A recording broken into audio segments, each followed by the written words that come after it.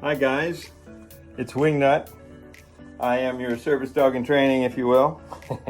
Anyway, hey, people wonder sometimes how bad termite damage can be. So I'm working on a little project over here where they had a leak in a pipe and a flood. But then, as a result, they had to take down drywall. This used to be their closet right back here. On the other side is their bathroom.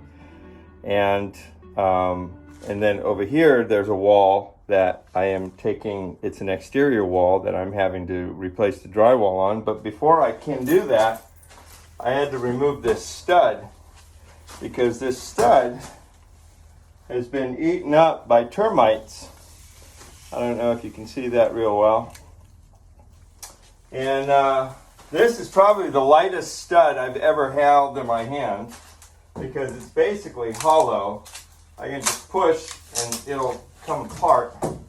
But just to give you an idea, there's a brace board that goes in the walls when they're first framing the walls, and they put them at a diagonal angle and then cut them right into the walls so that it'll hold it up when they erect the walls without the roof and all the siding on yet. It'll keep the framing all in place.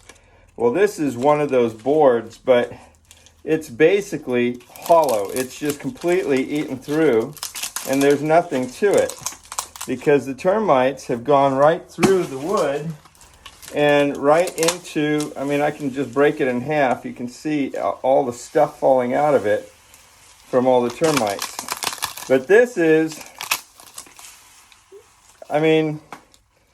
this is about as strong as a matchstick at this point, and this used to be so strong that it kept the whole house erect, in winds and things like that. So it's pretty amazing what termites can do. These are drywood termites that have basically hollowed out this whole entire board. But they'll do that with any kind of lumber. I've seen them eat through treated lumber. If it's old enough, well, not the real old stuff, that's the good stuff.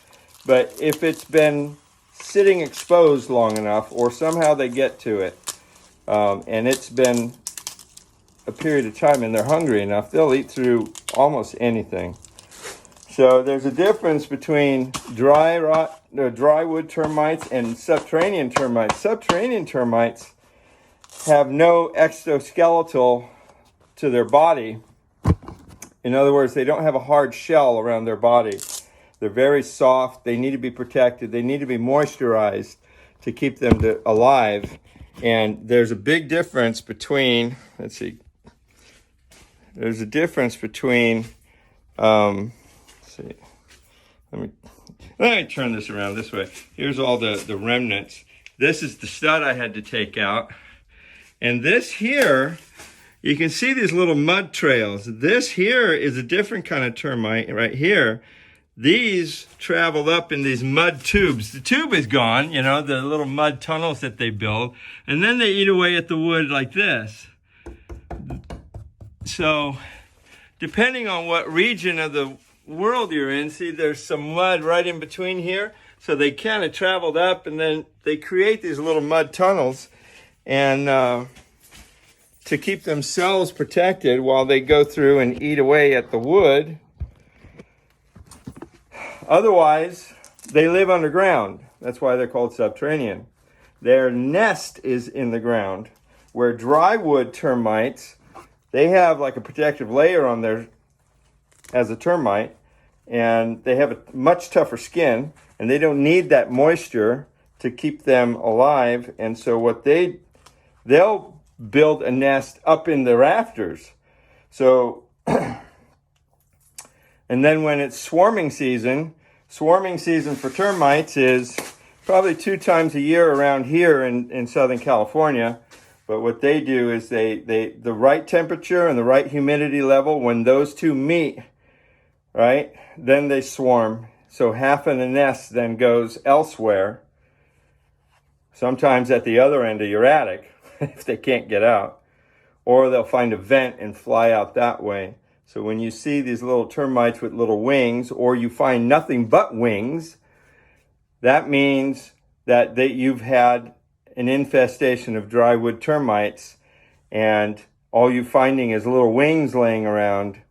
That's an indication that they've found a spot where they like, they've dropped their wings, and they found a crack or something that they crawled into, and now they're going to start eating away at the place. So wherever that spot may be, a windowsill that's made out of wood, or there's a crack to where they could get into some wood underneath that's exposed. That's why it's always good when you're maintaining your house to caulk all your cracks, close up your vents with a real fine mesh, like a window mesh, a window screen mesh, rather than just the larger squared mesh that they put into these homes. You want something real fine, and that way it'll protect your home from being invaded by termites when it's swarming season. But anyway, that's just a quick education on what little I know about termites. All I know is there's a lot of damage here, and I need to fix it. So that's what I'm going to do. And that's before I can put my insulation in these walls on the exterior wall that I'm working on here. Let me turn this around.